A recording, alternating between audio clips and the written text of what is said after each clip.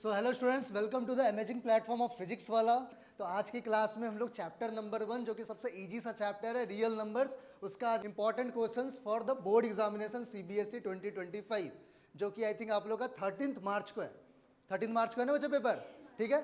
10 मार्च, हाँ, जो कि आप लोग का 10 मार्च को पेपर होने वाला है, उसको ऐड लिए, ठीक है? तो this question was asked in CBSE board examination 2024. The question is so that 5 into 11 into 17 plus 3 into 11 is a composite number. अब आपको इस टाइप के क्वेश्चन अटेम्प्ट करने हैं, किसी भी नंबर को कॉम्पोजिट नंबर प्रूव करने हैं तो उसके दो से ज़्यादा फैक्टर्स को आप रिप्रेजेंट करके दिखा दो, ठीक है? उसके दो से ज़्यादा फैक्टर्स को आप रिप्रेजेंट करके दिखा दो, इससे we can easily show that the two numbers are composite, ठीक है? तो in order to prove any number as composite number, write it as a product of two factors. कोई भी नंबर को अगर आप ए और बी के फॉर्म में लिख सकते हो ना बच्चे, if any number is expressed in the form of a into b, it means guaranteed उसके तीन फैक्टर्स हैं, ठीक है? ए और बी अगर के फॉर्म में अगर आपने किसी नंबर को लिख दिया, इसका मतलब उसके तीन फैक्टर्स तो कम से कम है. कैसे? एक नंबर हो गया आपका, एक फैक्टर हो गया 1, एक फैक्टर हो गया ए, एक फैक्टर हो गया बी और एक फैक्टर हो गया ए बी. चार फैक्टर तो ऐसे ही दिख गया आपको. अगर किसी भी नंबर को आपने ए और बी के फॉर्म में लिख दिया तो उसके चार फैक्टर तो ऐसे ही दिख गए. क्लियर है? जहां पे ए और बी अपना 1 नहीं होना चाहिए, नहीं तो ये कोइंसाइड कर देगा, ठीक है? तो अब यहां पे बात आ रही है, ये जो नंबर है इसको भी कुछ इस पैटर्न में ही मैं लिखने का कोशिश कर रहा हूं, ठीक है? तो आप देख सकते हो बच्चे, यहां पे पार्टीशन देख लो, यहां पे प्लस से पहले प्लस के बाद. So here we can clearly see कि प्लस के बाद 3 into 11 है, यहां पे 11 दोनों में कॉमन दिख रहा है. So we can use distributive property, तो वी कैन टेक 11 कॉमन. तो इसको लिख सकता हूं 5 into 17 plus 3.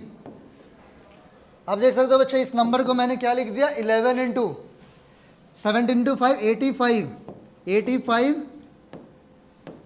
Plus 3 that is 11 into 88. देखो बच्चे, now clearly we have express this in this pattern. इस पैटर्न में आ गया. इसके जो फैक्टर्स हैं, सारे फैक्टर्स को लिख के दिखाने की जरूरत नहीं है, बस दो से ज़्यादा दिखा दो, क्योंकि कॉम्पोजिट नंबर का डेफिनेशन क्या होता है, number having more than two factor. तीन भी चलेगा, लेकिन नंबर 4 उसके तीन ही फैक्टर होते हैं, 1 2 और 4, वो भी कॉम्पोजिट है, ठीक है? तो इसी तरीके से इसके जो फैक्टर्स हैं, इसके जो फैक्टर्स है वो तो 1 हो गया, 11 हो गया, 88 हो गया एंड सो ऑन, ठीक है?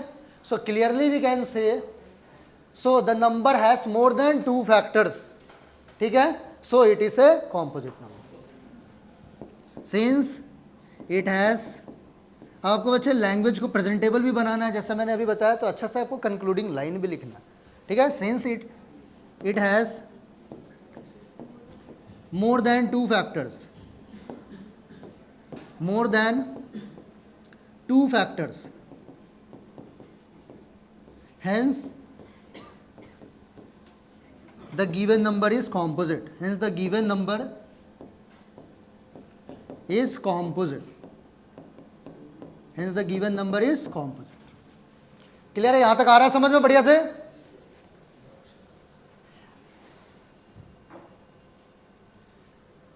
अब इसके बाद आ जाता हूं नेक्स्ट पीवाईक्यू डिस्कशन पे अपना. सीबीएसई 2024 का दूसरा क्वेश्चन आपके सामने प्रस्तुत किया. The question is, in a teacher's workshop the numbers of teachers teaching French, Hindi and English are 48, 80 and 144 respectively. कोई भी टीचर्स का वर्कशॉप है, number of teachers teaching this three subjects are given as this. अब यहाँ पे find the minimum number of rooms required if in each room the same number of teachers are seated and all of them are of the same subject. अब देखो यहाँ पे तीन अलग अलग ग्रुप आ गए अपने. एक फ्रेंच के टीचर्स का ग्रुप है, ठीक है? दूसरा हो गया आपके हिंदी टीचर्स का ग्रुप है, और एक इंग्लिश सब्जेक्ट के टीचर्स का ग्रुप है. तो this are the three different subject group. अब देखो कंडीशन यहाँ पे क्या दे रखा है कि जो भी वर्कशॉप में इनको अलग अलग रूम पे जो भी कुछ भी प्रेजेंटेशन देना होगा इनके सब्जेक्ट्स रिगार्डिंग, ठीक है? तो अब इनकी टोटल काउंट कितनी है? फ्रेंच की टोटल काउंट तो 48 है, 80 है और ये 144 है, टोटल काउंट ऑफ टीचर्स. अब मिनिमम रूम्स रिक्वायर्ड, सबसे ध्यान से देखने वाली बात है यहाँ पे, minimum number of rooms required. Room कम से कम कब होगा? जब प्रत्येक रूम में ज़्यादा से ज़्यादा सदस्य होंगे. रूम कम से कम कब होगा, जब प्रत्येक रूम में ज़्यादा से ज़्यादा लोग होगा, प्रोवाइडेड इस टर्म्स को फुलफिल कर रहे हो। कौन सा टर्म है यहाँ पे, all teachers, same number of teachers are seated and all of them are of the same subject. देखो दो कंडीशन यहाँ पे, हर एक रूम में जो भी होंगे सेम नंबर ऑफ टीचर्स होंगे पहली बात, और जितने भी टीचर्स होंगे वो सभी एक ही सब्जेक्ट के होंगे। हिंदी वाले सारे टीचर एक ही सब्जेक्ट के होंगे, ऐसा नहीं हिंदी और फ्रेंच मिला दिए, वो हिंदी बोल रहा हो फ्रेंच बोल रहा समझ नहीं पाओगे, ठीक है। तो यहाँ पे एक ही सब्जेक्ट के आपके टीचर होंगे। तो अब यहाँ पे देखना है, तो इसका मतलब देखो बच्चे, अब जनरली क्या होता है इस टाइप के क्वेश्चन में, या तो एलसीएम लेना होता है या एचसीएफ लेना होता है। अब कब क्या लेना होता है आपको ऑब्जर्वेशन से नहीं पता लग रहा है, तो आप ऐसे इमेजिनेशन करो, जब आपका आंसर लग रहा है कि तीनों का आंसर, आपका जो भी आंसर होगा वो तीनों से कम वैल्यू है, तो एचसीएफ ले लो। बेसिक्स ऑब्जर्वेशन, सारे क्वेश्चन का आपका टेंशन ही खत्म, कब LCM HCF, because most of the students are struggling when to take the LCM and when to take the HCF. तो this is my important information to all of you, that is जब आपका answer लगेगा कि तीनों से कम होगा 48, 80 और हर एक रूम में 48 से कम ही तो बिठाओगे, 48 से ज़्यादा थोड़ी बिठा दोगे, ठीक है। तो फ्रेंच वाले फिर कैसे आएंगे, सब में भी इक्वल नहीं हुआ, इसका मतलब अपना आंसर तीनों से कम वाली वैल्यू आ रही है, गो फॉर एचसीएफ। अगर अपना आंसर तीनों से ज़्यादा वैल्यू आएगी तो गो फॉर इट्स एलसीएम, ठीक है। तो अब इस यहाँ पे सबसे पहले यहाँ पे निकालना है नंबर ऑफ रूम्स। सबसे पहले यहां पे क्या निकालना है, number of teachers, number of teachers in each room. देखो बच्चे, तीनों number of teachers in each room, तो प्रत्येक रूम में नंबर ऑफ टीचर्स कितने होंगे, तो that is given by maximum आने चाहिए, ज़्यादा से ज़्यादा, और सब में बराबर भी आना चाहिए, तो गो फॉर इट्स एचसीएफ, ठीक है। तो that is given by HCF of, HCF आ गया तीनों का 48, 80 और 144, ठीक है। थोड़ा फास्ट डायरेक्टली कर देता हूँ मैं एचसीएफ, कैसे करना है सीख गए हो आप लोग प्राइम फैक्टराइजेशन से। 48 इस number we can write it as 2 की पावर 4 इंटू 3, 16 इंटू 3। 80 इस number we can write it as 2 की पावर 5, 2 की पावर 4 इंटू 5, 16 इंटू 5 80। 144 16 इंटू 9 होता है, तो 2 की पावर 4 इंटू 3 की पावर 2, 16 इंटू 9, ऐसे लिख दिया मैंने।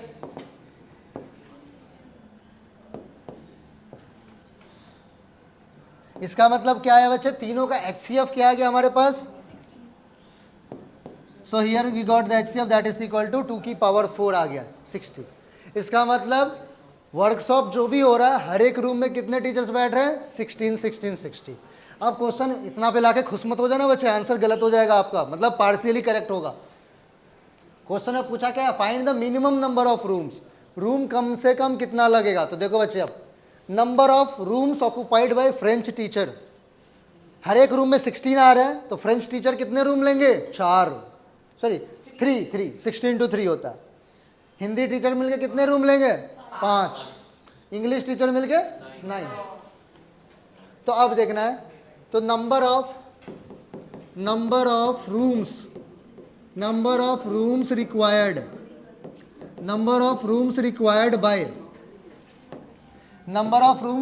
बाय अब आती है फ्रेंच टीचर, हिंदी और English. Number of rooms required by French teacher. देखो अच्छा, फ्रेंच टीचर की टोटल काउंट 48 है, सभी में 16 आएगा 3। इसकी टोटल काउंट 80 है, सभी में 16 आएगा 5। इसकी टोटल काउंट 144 है, सभी में 16 आएगा तो 9। तो अब देख सकते हो यहाँ पे मिनिमम नंबर ऑफ रूम्स पूछा गया था, ध्यान से नोट बनाते रहो बच्चे।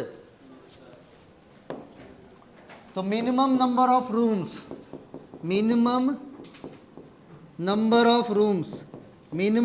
Of rooms is equal to 3 + 5 + 9, 9 + 5 14 + 3 17 is the answer.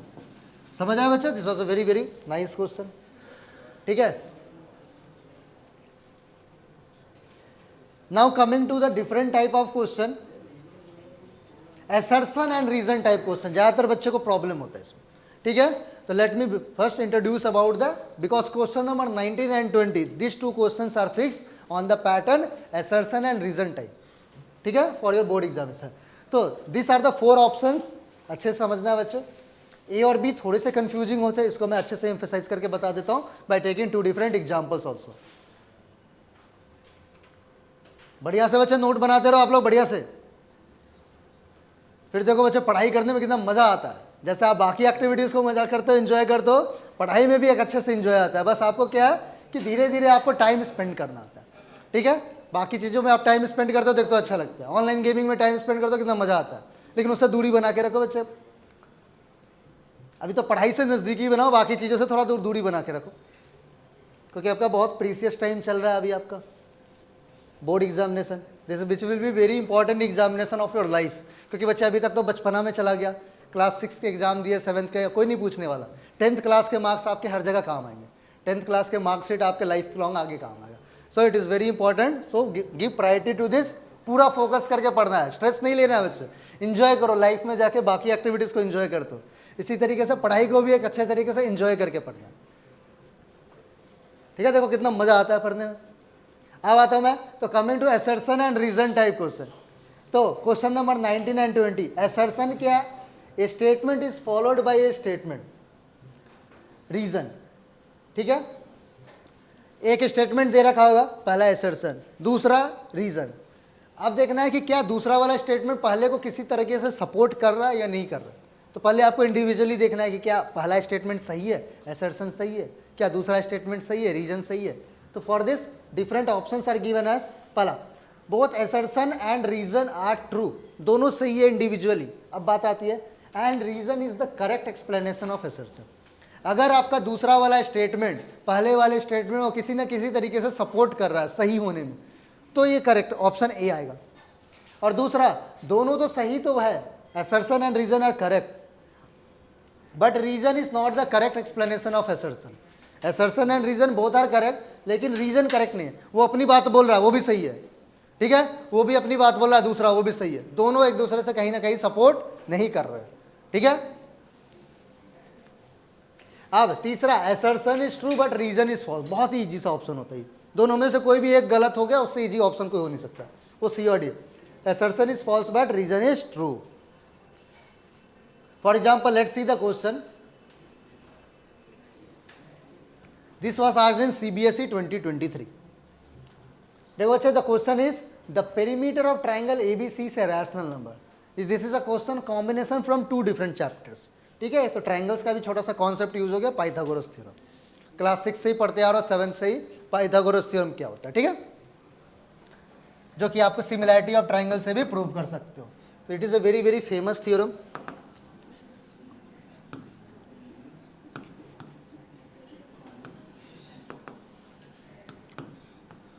Pythagoras theorem states that suppose this is our hypotenuse, this is the perpendicular considering this angle। अगर आप ट्रिग्नोमेट्री पढ़े हो, ठीक है, तो अब यहाँ पे लिख सकता हूँ मैं h square, here we can write h square is equal to p square plus b square.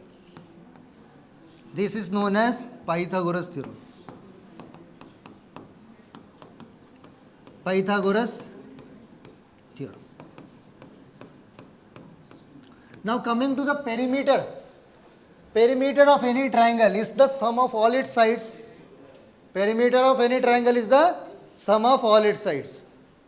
हाँ बच्चे इधर ध्यान से सुनते रहो सभी। So perimeter of any triangle is the sum of all its sides. और ऑनलाइन वाले बच्चे बीच में मत चले जाना, आप लोग ध्यान से सुनते रहना, पूरा क्लास अटेंड करना बढ़िया से। पढ़ाई also teachers you patience in life also. और बच्चे जीवन में पेशेंस आ गया तो बच्चे आप लाइफ में हर एक फील्ड में आप सिकंदर बन सकते हो, ठीक है। The moment you start the, आपने पेशेंस का आर्ट सीख लिया तो, ठीक है बच्चे, आप जीवन के हर फील्ड में तरक्की। तो देखो बच्चे, पढ़ाई करना है 2 घंटे आपको बैठ के पढ़ना है, that requires also lot of effort, ठीक है, क्योंकि मन बहुत ही चंचल होता है। इस चंचल मन को जिसने काबू में करके पढ़ाई कर लिया, सही डायरेक्शन में यूज़ किया, वो जीवन में बहुत आगे बढ़ता है, ठीक है। इसलिए एकदम धैर्यपूर्वक पढ़ते रहो, एंजॉय करते हो।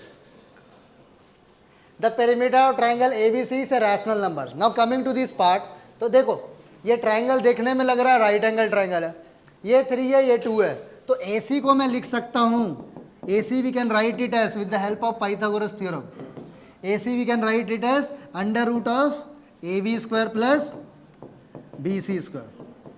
अभी देखो बच्चे मैंने थ्योरी भी बताया था आपको, इसको AB प्लस BC मत लिख देना, ठीक है। तो AC आ गया हमारे पास under root of 2 square plus 3 square which is equal to root under 30. 2 + 3 मत लिख देना, इसका थ्योरी पढ़ा दिया मैंने, ठीक है। This is equal to 13. अब इसके बाद AC की वैल्यू आ गया. अब आती बात पेरीमीटर की.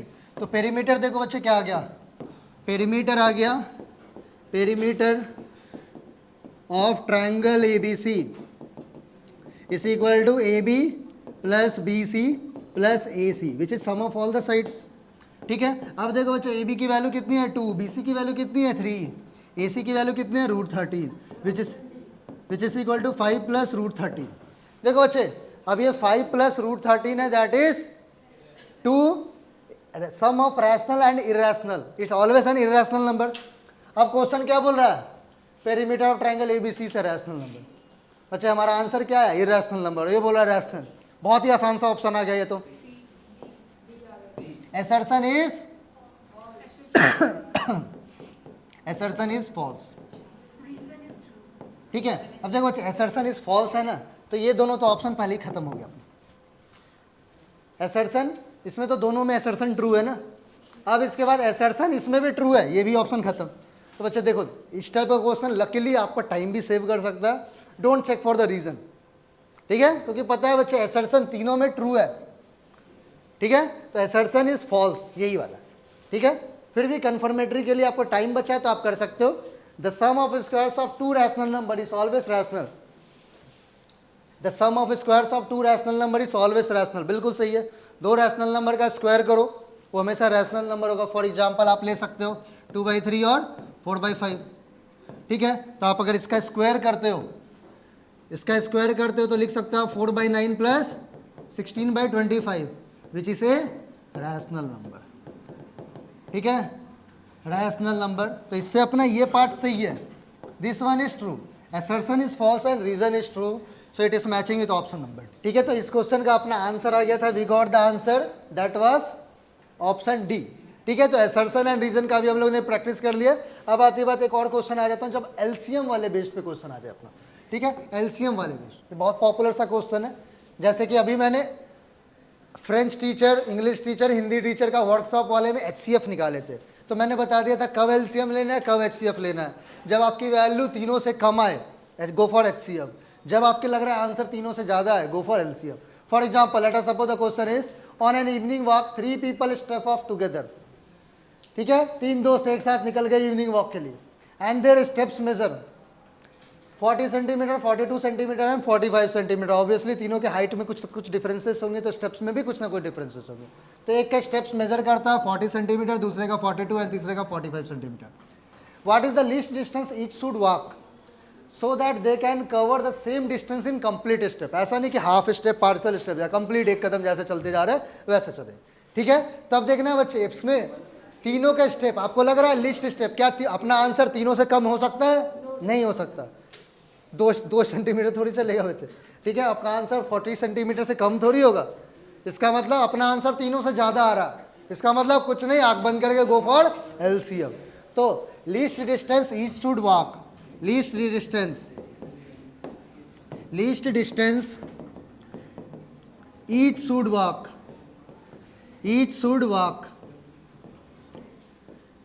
is equal to LCM of the LCM of their steps, LCM of 40, 42 and 45, ठीक है. अब आ जाता हूँ LCM पे. तो 40 जो नंबर है ये अपना आ गया 2 की पावर 3 इंटू 5. 42 जो नंबर है दैट इज 2 इंटू 3 इंटू 7, 6 7 जो 42. 45 जो नंबर है that is 3 square into 5. So the LCM is, अब देख सकते हो बच्चे यहाँ पे LCM क्या है हमारे पास. If you multiply all this तो यहाँ पे देख सकते हो 2 तीनों में 2 में कॉमन है, हाईएस्ट पावर दैट इज 2 की पावर 3 आ रहा है, एक बार भी आ रहा है, 2 बार आ रहा है, हाईएस्ट पावर 2. 5 2 बार आ रहा है तो 5 की पावर 1. 7 अकेला आ रहा है 7 की. इफ यू मल्टीप्लाई दिस आ गया 2 कवर अप हो गया, 3 यूज हो गया, 5 and 7. If you multiply this 8 9 72, 72 into 35, 2520 centimeter. 2520 centimeter, it is matching with option number C. Clear है यहाँ तक? अब इसके बाद कुछ गोल्डन पॉइंट्स हम लोग देख लेते हैं ऐसे रिवीजन पर्पस, ठीक है। So coming to few golden points, जैसे मैंने अभी आपको एक थ्योरी में पहले बता दिया था नोट करके, A is a factor of B, तो LCM of A and B and HCF of A and B. अब some important points regarding LCM and HCF, some important points, कभी कभी रेयरली इस टॉपिक पे भी आ जाते हैं question. So just seeing this in brief, the greatest number which divide A B C, सबसे बड़ा सा नंबर जो कि ए बी सी को डिवाइड करेगा, leaving remainder P Q R respective. मतलब कोई भी बड़ा सा नंबर आपको फाइंड करना है, जब वो ए को डिवाइड करेगा तो रिमाइंडर पी आ रहा, बी को डिवाइड करे रिमाइंडर क्यू, सी को डिवाइड करे remainder R. So it is given by the formula H C F of A minus P, B minus Q, C minus R respectively. का मतलब होता है बच्चे ऑर्डर सेम होना चाहिए, ए को डिवाइड करने पे पी, बी का क्यू, सी का। तो दिस इज द फॉर्मूला। अब आती है क्वेश्चन आपके सामने में। So the example is, find the largest number which divide 148, 246 and 623 leaving same remainder 4, 6 and 11 respectively। तो देखो बच्चे यहाँ पे सिंपली फार्मूला बेस्ड क्वेश्चन है। ये अपना हो गया ए, ये बी और ये हो गया सी, ठीक है। और ये हो गया अपना पी, क्यू और ये, ठीक है। तो ये आप लोग ट्राई कर लेना बच्चे खुद से, ठीक है। और कमेंट सेक्शन में भी आंसर बताना बच्चे आप लोग, ठीक है, ट्राई करके।